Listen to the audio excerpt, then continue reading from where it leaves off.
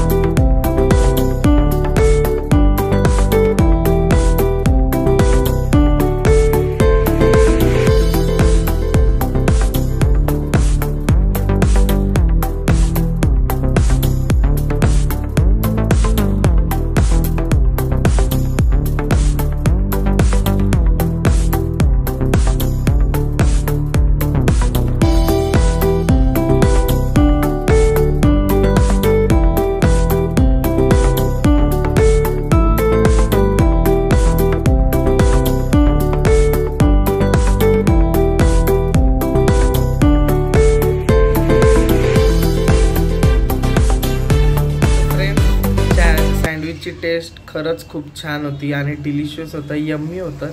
तर तुम्हाला नक्की जर चान्स भेटला तर नक्की अंबिका सँडविचला नक्की विजिट करा। अंबिका सँडविच, सदाशिव पेठ, पुणे। तर सँडविचची टेस्ट एक नंबर होती, नक्कीच डेफिनेटली ट्राय करा। आणि जर तुम्हाला तर फ्रेंड्स, तुम्हाला आजचा व्हिडिओ कसा वाटला? तर तुम्हाला व्हिडिओ आवडला असेल तर नक्की लाईक करा, शेअर करा, सबस्क्राईब करा। भेटू अशीच ब्लॉग घेऊन पुन्हा एकदा। तोपर्यंत काळजी घ्या। Bye all friends, meet you in next blog.